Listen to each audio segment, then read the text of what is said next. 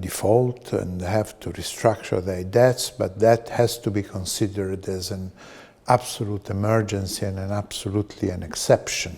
We're talking about disaster management. We're not talking about ordinary management.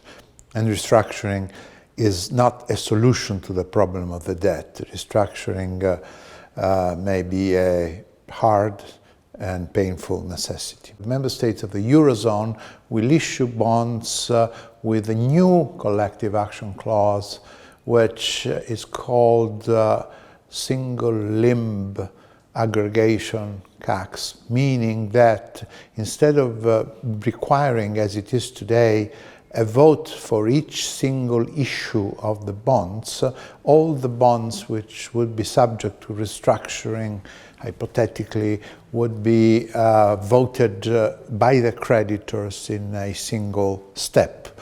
And therefore, this would give more certainty to the creditors and will reduce the problem that I vote in favor, I'm a creditor, I vote in favor of the restructuring because I think it is a better alternative than what would otherwise happen. But I always fear that someone else may hold out and go to court and get a better deal.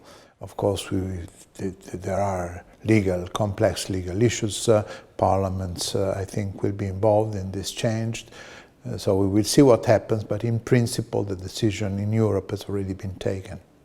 We need to move on from the heritage of the national sovereign bond markets in European countries and move to a level of issuance which is equivalent to the jurisdiction of the euro. It is important to such a safe asset because it will prevent capital flights in Europe.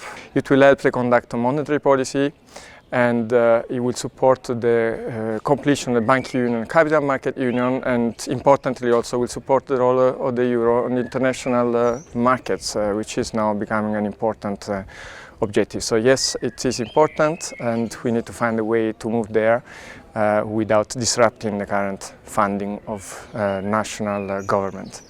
So my perspective about the use of collective action clauses to solve the euro area debt crisis is a very positive one. This is for two main reasons. The first one is that the collective action clauses were effectively used to restructure Greek debt. Not only the domestic one, but also Greek debt under foreign law, which is normally difficult to restructure. A big part of it was restructured through the use of collective action clauses. In addition, the euro area introduced a model CAG clauses in all government bonds, and this has been done without much disruption in pricing and behavior of sovereign bond markets. If the banking sector of some countries is too much invested in domestic sovereign debt, there is then a problem to go ahead with a possible last resort debt restructuring. And that's the issue which has to be addressed. Lots of discussions, many papers. Conclusion should be very clear by now, I think, which is that the only solution to this question that can be implemented without disturbing and creating turbulence in national debt markets is to have an European safe asset. Because that would be the way, in a smooth way, banks could then change the composition of their debt portfolio. Around the world, countries are looking to apply some of the common principles to strengthen their financial systems. So part of that is to make sure that critical market infrastructures, including some of the groups that I represent, whether central securities depositories, central clearing houses, are able to withstand failures of some of the largest institutions within their jurisdiction. But increasingly we see that not only must the jurisdiction have strong institution and strong infrastructure domestically or within its area regional system, but the interconnectedness of these systems is a critical way that capital accesses markets both domestically to abroad and from abroad into your country. These need to be kept in consideration in terms of your domestic measures and also the penalties that are imposed by regulators when things go awry? To my mind, there are three important reasons why the euro area would benefit from a safe asset. First of all, just in terms of giving stability and helping to lower funding costs, I think this would be a very important scenario for a safe asset. A second reason, to my mind, is to be able to better deal with a potential future crisis. It would make the euro area more resilient.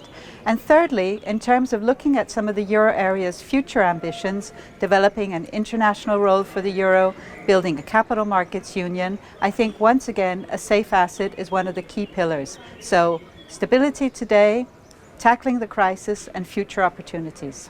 We're seeing a lot of tension in the world these days on many topics, but also on the use of financial infrastructure, payment systems, and more generally financial transactions in a context where the United States in particular is using extraterritorial authority or authority that is perceived as extraterritorial to enforce sanctions, anti-money laundering concerns, and similar issues.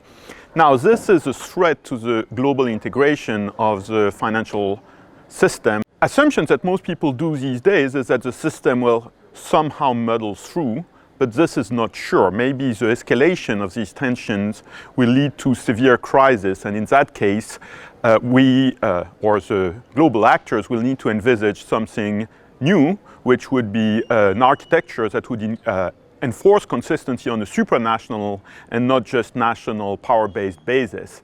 What if the second best world that we currently have to live with doesn't work? What if the escalation is so unmanageable that we have to go for a kind of first best solution that would be supranational, perhaps even global supervision of critical financial firms? And this is what my paper is about.